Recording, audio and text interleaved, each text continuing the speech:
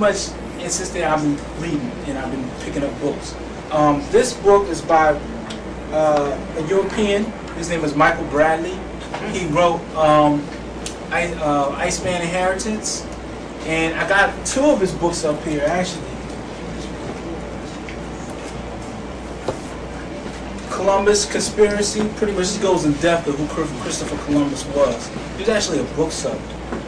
He sold books. And, you know, he'd been around, he heard, you know, rumors of talk of America. You know, it wasn't because he was looking for spices. He was, you know, he was pretty much, he heard of America at that time. So this is another book. The same author, Michael Bradley. This one right here is Dawn Voyage, Black African Discovery of America. Pretty much on the cover, on page 10 of the book, you can see this gentleman here. This is Mansa Musa. Pretty much looking towards America because he pretty much started. Well, this is very old depiction, old map depiction. He pretty much was looking towards America because he already set a trade over there. Or set it up a colony over there. So pretty much, that's what that picture is depicting. But I'm gonna read briefly. Pretty much on page 11 it says, only 150 years before Columbus' voyage, Ibn Amir Hajib asked Emperor Kankan Musa of Mali about the navigation to Atlantic and received his reply. The monarch who preceded me would not believe that it was impossible to discover the limits on the neighboring sea. He wished to know. He persisted in his plan. He caused the equipping of 200 ships, filled them with men, and another such number that were filled with gold, water, food for 2 years. He said to the commanders, do not return until you have reached the end of the ocean, or when you have exhausted your food and water. They went away, and their absence was long. None came back, and their absence continued. Then a single ship returned. We asked the captain of their adventures and their news. He replied, Sultan, we sailed for a long while until we met with what we seemed to be a river and with a strong current flowing in the open sea. My ship was last. The other sailed on. But as each of them came to the place, they did not come back, nor did they reappear. And I do not know what became of them. As for me, I returned where I was and did not enter the current. So pretty much it's saying that he has sent ships out already here filled with gold and all other commodities, and that they have pretty much got caught up in this strong current. But this is just one depiction of several navigations that have taken place to come over to America. Just to give you a brief introduction, my queen Juliet, she actually found out that New Jersey was once called Albania. And if you look up Albania. Actually, yeah, let me put it up here on Albion, yeah. Albino. Okay. But if you know that country that once was under the control of the Ottoman Empire, which was a Moorish empire. Right. So why this term for this land? And if you also look up, if you have the internet, sis, or anyone, this goes for anyone, if you have the internet, do a search for Delaware Moors. Oh yeah. Look up Delaware Moors, and you'll see that their navigation also took, their travels went all the way up to Bridgeton, New Jersey. Are you familiar with anyone familiar with Bridgeton, New Jersey? Yeah. Yes. Bridgeton, Vineland, Salem, Saline, Saline Peace. Say these names of these towns, or the people actually in these towns. So this is just an example of the same people that you said that were in Europe were the same people that came over here.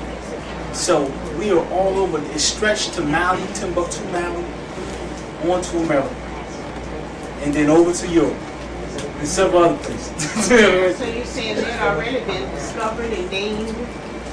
Yeah, they had names. They already had names. The Moors, we already discovered. They had names already. Just like so someone decided that that didn't count until the right person came and said that's good.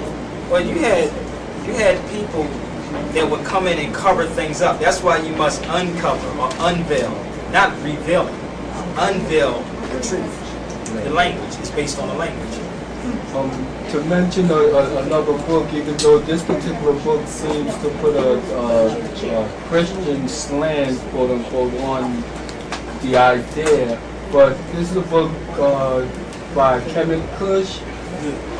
What they didn't teach you in history class, and he shows all around the world the history and the faces, and he has the monuments that are there to prove what he's saying and everything, and it just shows all these places that were already dominated by the Moors. If the brother had the picture of the Olmec head, when you look at the Olmec heads, who were they? They were us. Now, what did the European do? What did they do? They erected their monument. Where do you find it at? Mount Rushmore.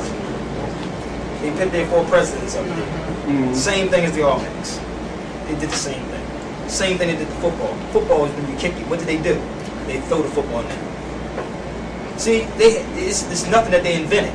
They only taken from what we have invented, and we keep making it seem like it's something that they invented. I had arguments with Europeans. I'm gonna come right at you guys. Arguments with Europeans and asked, "What did you ever invent?" Weapons of mass destruction. That's what I said to him. He had to sit there and think about it for a minute because he couldn't think anything.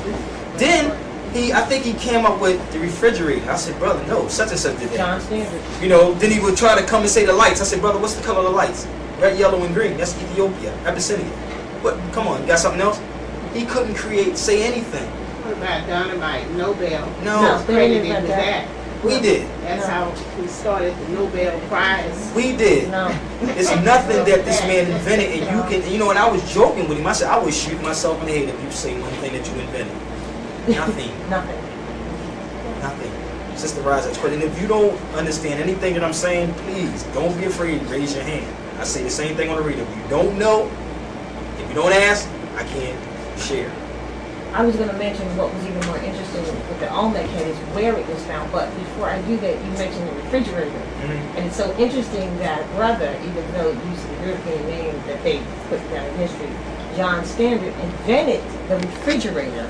And you'll find a great interest that he did that in this very same year that the Constitution was being written. The same year. And when you do your studies, this is why they held back the true inventors, because then you would realize that we couldn't have been slaves that couldn't read or write if we were inventors. I said, you don't go to a jungle to pick up, right, somebody to build your city. That's insane. No. You got brick masons. You got people that knew how to hammer and chisel. And how is it?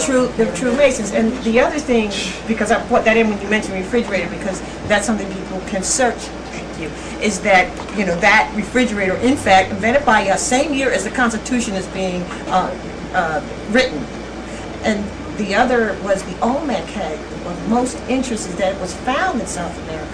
This is the hub of civilization when what we know as Africa was put together, one piece. We just walked right over, and it proves to us that don't believe or don't know that hub of civilization was here. Because of how old that head is. Mm-hmm. So sometimes we just look at the head and say, wow, that's us, that's our feature. But you really got to look at, it's one of the oldest, 5 times. Yes. Oldest. And actually, Ivan Van Sertima did a heck of a story. I mean, that book, they came before Columbus. Man, but he didn't still tell who we were. He wouldn't say He saying Negro, but I understand why, because you got to look where he was getting his finance from. He was getting paid to be black. He couldn't say that. He couldn't say they were Moors. He made mention like the Moors was someone that was separate from the so-called Negroes. So he had to do that. So again, until we take control of our own and start supporting one another, that's the only way this information is going to get out. I've been on the radio for 3.5 years, keep pushing and keep pushing and keep pushing, say, and trying to get support from our own people to take it down to TV, because it needs to be on TV now. But I know there's a way a method on how to get it in there. I'm working on BET right now, but I know the way I have to get in there is to talk about my documentary. And when I talk about the documentary about the genocide, that'll get me in the door, because if I come in this way, they're going to say, oh no, we don't like this. And I knew many newscasters, and I asked them to do a story on the Moors. The only thing he said, Calvin Hughes, that's my man, he gets his haircut at my barbershop, he said, they're not going to take it. No, we have to do our own story. See, a brother from New York said, our news is CNN,